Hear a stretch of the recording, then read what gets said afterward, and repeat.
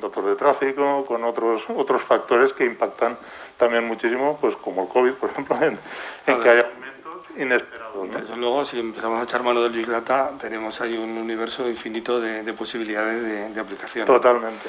De todas formas, esto me enlaza con una pregunta que yo tenía para Rafael, en el sentido de que, bueno, vosotros como patronal de transporte y logística entiendo que tenéis mucha relación con las administraciones. Y te quería preguntar, ¿qué papel crees que tienen las administraciones públicas en estos distintos retos que afronta el sector? En el sentido de que, por ejemplo, estamos viendo que efectivamente la tecnología nos permite hacer muchas más cosas de las que realmente luego vamos a poder hacer porque las administraciones tenemos que ir muy de la mano, ¿no? ¿Cuál es tu opinión al respecto, tu experiencia? Muchas gracias, Ángel, y buenos días a todos. Muy rápidamente, por contextualizar, nosotros en UNO somos, como ha dicho Ángel, la patronal de transporte y la logística. Representamos a esas empresas que gestionan, diseñan y planifican la cadena de suministro. Llevamos toda la mañana hablando de ellas y son esas empresas que tienen los almacenes logísticos que comentábamos antes y que realizan distribución urbana de mercancías. Contestando a la pregunta de Ángel, nosotros creemos que la Administración, y Susana antes ha hablado bastante y muy bien de ello, creemos que son facilitadoras, ¿no?, de que se produzcan todos estos cambios que necesitamos.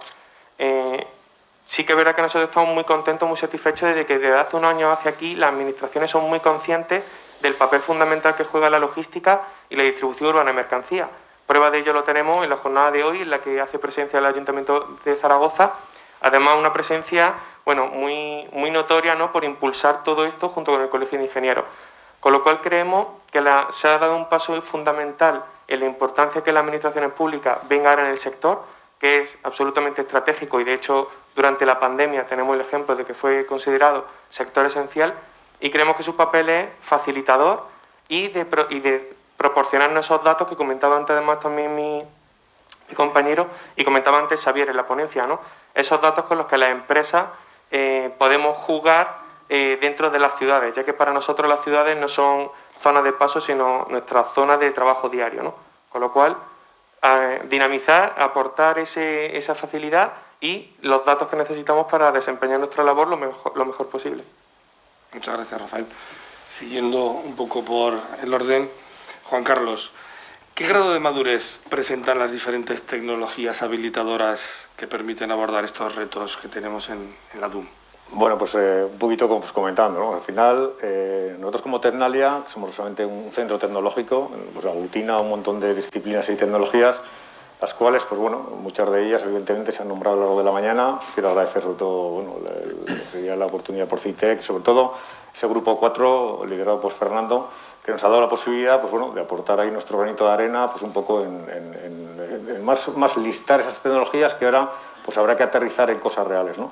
Entonces la madurez realmente de las tecnologías, digamos que realmente ahí están, ¿no? Ahora mismo se trata, digamos, de aplicarlas. Al final, ahora hablamos del Industria 4.0, de Logística 4.0, esos son, digamos, palabras, ¿no?, que han ido surgiendo, pero que ahora mismo la sensorización, el tratamiento de datos, esa analítica para hacer, digamos, esos análisis que necesitamos para esa última milla, para de alguna forma hacer esa última distribución, ahí están. Entonces ahora, digamos, el esfuerzo hay que hacerlo en, sobre todo, al final, colaborar entre la administración, colaborar entre empresas como las que hay aquí, startup, que al final son los que realmente las aplican, porque, como vuelvo a repetir, habrá cosas que de alguna manera pues todavía hay por desarrollar en los centros tecnológicos y sobre todo, digamos, entidades que nos dedicamos a la investigación, ahí estamos más en la vanguardia, pero es muy importante enlazar con lo que sería, digamos, las empresas y la realidad, digamos, y la necesidad, ¿no? Esa es un poco la clave, y para eso pues hay mecanismos también que se pueden comentar para aglutinar, digamos, esos esfuerzos. Muy bien, muchas gracias, Juan Carlos. Guillem, antes de que intervengas, os recuerdo que si tenéis alguna pregunta la podéis ir preparando, que cuando acabe la intervención de Guillem daremos paso a las preguntas del público. Bueno, Guillem, yo he participado muy activamente en varios de los grupos de la comisión y últimamente, que a lo mejor por eso lo tengo más reciente, en el grupo 4, que nombrabais, que ha sido probablemente el más tecnológico. Hemos trabajado mucho en todos los grupos, pero este ha sido, bueno, en esa vertiente quizá el que más ha tenido. Y yo me focalicé un poquito en hacer la comparativa de APPs que teníamos y me estudié muy en profundidad vuestra solución. que me parece una solución fantástica, una solución creativa, una solución vanguardista, ideal, y te invito a que nos cuentes en qué consiste. De acuerdo, pues muchas gracias. Un placer saludaros a todos. Nosotros somos una pequeña empresa que nos dedicamos además de Smart Cities y somos fabricantes de sensores. De sensores y de soluciones relacionadas principalmente con el guiado y el control de las zonas de aparcamiento. Para el tema de la carga y descarga tenemos una solución que funciona de la siguiente manera. Se ponen sensores de aparcamiento en cada una de las plazas reservadas para este fin y el sensor, que no ocupa más que la tapita esta negra que veis, detecta cuando un coche aparca allí. Esto combinado con unas aplicaciones móviles que llevan las personas autorizadas a utilizar los espacios de carga y descarga, en el momento que el sensor detecta que hay un coche allí, se le manda una notificación push por geofence que le dice: has aparcado en una zona de carga y descarga, ¿estás autorizado? Sí. Pues el señor valida que ha aparcado allí y empieza a contar el tiempo que el coche está estacionado. Si nadie se registra, esto genera una alerta en la plataforma, diciendo: a un coche aparcado en una plaza reservada para carga y descarga y nadie se ha validado. Si se valida, pues el tiempo va corriendo, desde la plataforma se ve y al mismo tiempo pues puede haber unas aplicaciones, las tenemos desarrolladas para los vigilantes, que ven el estado de todas las zonas de aparcamiento, cuáles están ocupadas, cuáles no, cuáles están bien autenticadas y cuáles no, y si algunas han sobrepasado el tiempo, pues se puede dirigir hacia allí y hacer la intervención que sea necesaria, ¿no? La denuncia, una notificación, lo que considere. Al mismo tiempo es una herramienta útil para los transportistas en el sentido de que si las plazas están inventariadas y tiene una relación de las que están libres y las que están ocupadas por zonas, puede un poco planificar su ruta en función de qué zonas en ese momento hay más disponibilidad para poder dejar el camión o la furgoneta o lo que sea. Estamos empezando ahora, tenemos un proyecto grande en Castellón, que va a ser quizá la primera ciudad así de una cierta dimensión, con unas 1000 plazas aproximadamente, que se van a gestionar de esta manera, y hay otros proyectos en marcha.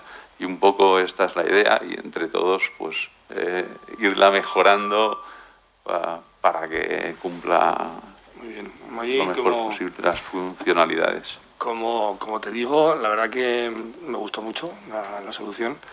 Lo que pasa es que en la línea de lo que comentábamos con Javier, de que pudiéramos tener esa flexibilidad, creo que falta, y entiendo que esto es una cuestión no técnica, sino de otra índole, el poder hacer reserva anticipada, ¿no? Es una limitación que a fecha de hoy tenéis.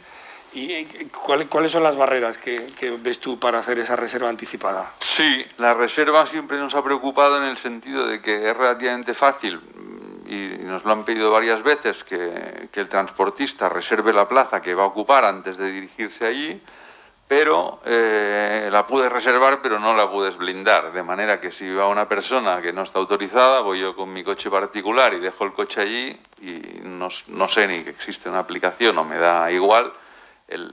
La frustración del señor que ha reservado la plaza va a ser quizá peor el remedio que la enfermedad. Entonces hay que buscar un poco de qué manera se puede hacer, porque hasta que no se pueda blindar una plaza sin una complejidad, digamos,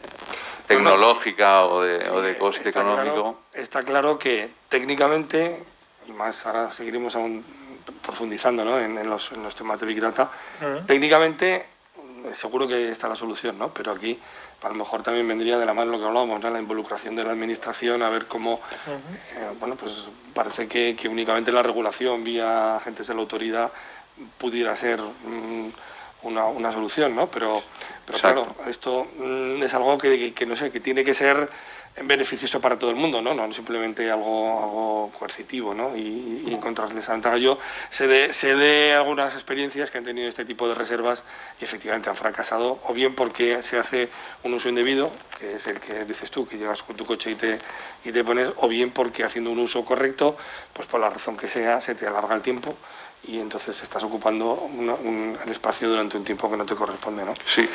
En este caso, el sistema detectaría que no se ha terminado el uso de la plaza y no permitiría reservarla. Ya. Pero sí, podría pasar. El efecto real pues, es exacto. final, ¿no? Entonces, si la reservaras para una hora determinada, podría ser que el de la hora anterior se pasa de tiempo. Claro, que es muy habitual en la distribución de la mercancía, por otra parte.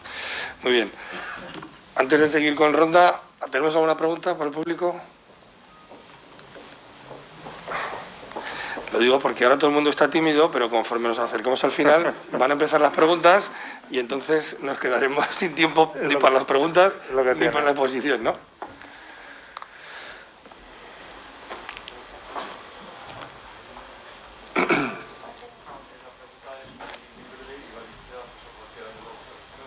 Perdona, ahora. Cualquiera de las soluciones que estamos o que están ustedes planteando requiere sí o sí la necesidad del despliegue del 5G o con la red de comunicaciones actual es suficiente. Bueno, si queréis, doy mi visión. Tenemos dos visiones por lo menos. Si quieres empezar, Javier. En principio, todo depende del volumen de datos que se esté manejando y con la inmediatez que se necesite procesar esos datos. Si estamos yendo a una solución más asíncrona, quizás a lo mejor no haría falta tanto el 5G, pero si es una solución síncrona y depende del volumen y el tamaño de la ciudad, pues realmente puede ser necesario, ¿no? Porque básicamente para no colapsar la red, ¿no? En una palabra, ¿no? Entonces, en ese sentido, cuanto más online sea la respuesta o el comportamiento o las reservas, o incluso, hablando de las reservas, ¿no? Yo incluso veo más factible, más que unas reservas, el poder tener una planificación, pero al igual que, por ejemplo, antes salía el tema de Google Maps, ¿no? De que Google Maps te propone una ruta, pero si durante la ruta ve que hay tráfico por donde vas a pasar, realmente te ofrece otra ruta alternativa, ¿no? Pues en vez de una reserva fija, una reserva soft, ¿no? Donde en principio vas a una plaza, pero podrías ir a otra. Entonces, claro, todo este intercambio de datos y de información en tiempo real y de reoptimización de las rutas y de reoptimización de asignación de plazas, claro, todo esto, pues obviamente con toda la flota que estamos, con todos los números que hemos visto y demás, yo creo que el 5G obviamente será más que necesario, ¿no? Por lo que hemos dicho, porque es que esto va increciendo, o sea, básicamente, ¿no? Juan Carlos. Sí, bueno, y un poco de nuestra experiencia un poco en diferentes pilotos que tenemos de despliegue, ¿no? Sobre todo en Smart City, pues bueno, tenemos varios proyectos dentro de Tecnalia con diferentes partners tecnológicos, sobre todo operadores, donde realmente en ciudades, pues bueno, ya es una realidad ese despliegue, ese 5G, y la realidad es que la carencia, o sea, lo que ganamos en cuanto a esa velocidad, esa capacidad de procesado en la nube en tiempo real, va a ayudar muchísimo directamente a que esto de alguna manera progrese de una forma mucho más rápida, ¿no? Lo bueno y la buena noticia es que esto ya es una realidad y hay proyectos ahora mismo desplegados en diferentes ciudades en los cuales el 5G, pues de alguna forma ya podemos casi utilizarlo y va un poco, no solamente en temas de movilidad, sino también lógicamente todo lo relacionado con la distribución urbana de mercancías, ¿no? Entonces yo ahí pienso que va a dar un valor añadido diferencial. Muy bien. ¿Tenemos alguna pregunta más? Sí.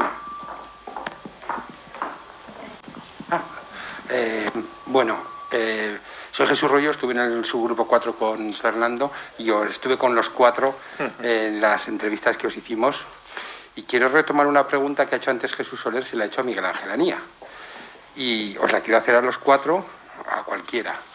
¿Y ahora qué? ¿Cuál es el siguiente paso? ¿Vale? Las tecnologías funcionan, tenemos el 5G, tenemos el maravilloso todo, el Big Data, ¿qué? Y además, también, como se le ha hecho Jesús a Miguel Ángel, ¿qué tenemos que hacer en Zaragoza el siguiente paso? ¿Cuál es el siguiente paso que tendríamos que dar? Venga, ¿quién se arranca? Yo creo un poco pues, que, en definitiva, lo que hemos comentado, que las tecnologías existen, tenemos ya, digamos, muchas empresas que en definitiva están en una fase ya en la cual de implantación, ¿no? Por los centros, las universidades, por lógicamente estamos en otra fase. Y luego, bueno, pues, como comentaba Susana, ¿no? Tenemos incluso herramientas ya, pues lo que sería plataformas, la DGT 3.0, que nos va a permitir tirar de datos, analizar todo esto.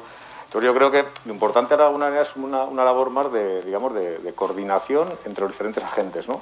Y, por ejemplo, de experiencias que tenemos en otros proyectos, nosotros, por ejemplo, en la parte de fabricación, donde Ternalia, por ejemplo, tiene una experiencia y es un posicionamiento muy grande, pues ahora eso lo estamos llevando a lo que es la plataforma europea de Urban Mobility, en la cual lo que se plantea es proyectos donde se integre la administración, las empresas, los centros tecnológicos y, sobre todo, de alguna manera, al final, buscando palancas que ayuden a esto, ¿no? Por ejemplo, la compra pública innovadora, que se ha nombrado al principio de la mañana, para nosotros es clave, ¿no? Nosotros estamos ahora trabajando en diferentes, digamos, ciudades, ¿no? O diferentes, en Bilbao, más por nuestra procedencia, ¿no? Pero sobre todo también en Vigo, Galicia.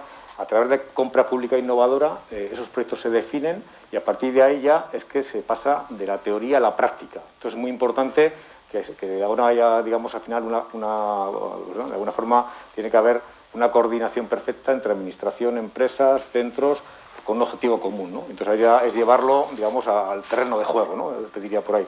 Por partes y porque el pastel es muy grande y nos podemos atragantar un poco paso a paso, ¿no? Esa es la idea. Rafael, creo que querías apuntar algo. En línea de lo que comentaban, yo creo que el primer paso se ha dado, que es saber qué hay y qué se puede hacer. Lo siguiente, la tecnología no es un fin, es un medio. Lo siguiente es saber qué problema queremos resolver de los múltiples que hay. Y además ahí, Susana lo comentaba, es fundamental, y lo decía yo antes, las administraciones públicas, el papel que desempeñan. Actualmente hay bastante inseguridad jurídica y las empresas a veces no saben, aunque la tecnología exista, qué camino tomar. Entonces yo creo que hay que unir esos factores, como también antes se comentaba, yo creo que la solución pasa por coordinar diferentes eslabones. Ya sabemos lo que hay y ahora vuelta para atrás y resolviendo pasito a pasito, problema a problema. Yo comentar que creo que las administraciones, antes Mariana comentaba que no pueden ser operadores logísticos, pero sí facilitadores, ¿no? O por lo menos hacer esa labor integradora, ¿no? Entre todas las que precisamente, bueno, yo he tenido el placer de participar en esta comisión y realmente, bueno, yo creo que aquí se está consiguiendo totalmente, ¿no? El poder tener esa visión de absolutamente todo lo que involucra, ¿no? Entonces, eso es importante, porque es que al final estamos hablando de que todo va a tener que ser muy colaborativo también, ¿no? Y ese intercambio de información, pues tiene que ser con una regulación, un marco, unos procedimientos que estén claramente definidos y que no beneficien ni a unos ni a otros, sino que precisamente beneficie a todos por igual, ¿no? Muy bien. ¿Queréis algo más de esta pregunta? Muy bien. Yo, enlazando un poquito, estamos hablando aquí del 5G, estamos hablando de un gran volumen de datos. Yo te quería preguntar, Javier, ¿qué datos son los que necesitaríamos para aplicar con éxito esta inteligencia artificial y este uso del Big Data, ¿no? Hablamos de datos en genérico, pero a ver si podemos profundizar un poquito más en concreto. Por aclarar un poquito también qué es Big Data y qué es inteligencia artificial. Big Data, pues... Sí, claro, que nosotros estamos dando por hecho, ¿verdad? Pero probablemente sí, por un aquí de la audiencia no... Big Data al final es gran volumen de datos, análisis de grandes volúmenes de datos, pero eso puede ser una analítica descriptiva al uso, o sea, un business intelligence tradicional, ¿no? Un reporting tradicional de lo que ha sucedido, ¿no? Inteligencia artificial, machine learning, que es una subárea de la inteligencia artificial, lo que hace es analizar los datos para anticipar hechos futuros, ¿no? Basándose en la experiencia, ¿no? Entonces, teniendo en cuenta esto, pues realmente, claro, la analítica predictiva es lo que te permite anticiparte a situaciones no deseadas y poder tomar decisiones antes de que suceda, para mirar de maximizar o minimizar el impacto dependiendo si es positivo o negativo. Entonces, teniendo en cuenta eso, pues obviamente todo el historial obviamente el historial de uso de las zonas de carga y descarga, historial de distribuciones que hayan podido haber, para esto obviamente las empresas deberían de compartir ese historial, pero si estamos hablando de colaborar, se va a tener que llegar a esto, ¿no? Y un poco ahí todo tipo de información, de historial de tráfico, historial de posibles atascos, accidentes, etcétera, todo este tipo de información. Y no olvidemos, climatología, es importantísimo. ¿Impacta o no impacta en el tráfico de las ciudades la climatología? Cuando llueve, Zaragoza quizás a lo mejor no se nota tanto, pero también. Pero en ciudades más grandes es realmente espectacular. Pues el tema es que absolutamente toda aquella información que haya relevante alrededor de esta problemática. Pero tanto puede ser datos logísticos como datos como factores externos. Pues por ejemplo que Black Friday, ¿vale? Pues va a provocar un pico en el uso de las zonas de carga y descarga otra vez, ¿no? Como cada año y en toda la logística mundial. Pues obviamente todo esto hay que tenerlo en cuenta, ¿vale? Y la gracia es que con Machine Learning, con aprendizaje automático, con inteligencia artificial, se puede cruzar de forma completamente natural todos estos datos, ¿no? Y poder llegar a esas anticipaciones con una precisión y una precisión muy alta y poder tomar decisiones realmente antes de que sea un desastre, ¿no? Muy bien, ligando con esto, Rafael, ¿qué tipos de proyectos creéis que son los más relevantes para comenzar a implantar, pues eso, lo que hablamos como logística 4.0, ¿no?, dentro de las ciudades? Bueno, lo primero que debo decir es que como organización empresarial estoy muy orgulloso de estar en esta mesa, debate con 3 empresas tecnológicas y de haber participado en el famoso Grupo 4, ¿no?, que ya hemos comentado. Por cierto, yo también, quiero agradecer también, además, la organización de la jornada, que no le he dicho, perdón.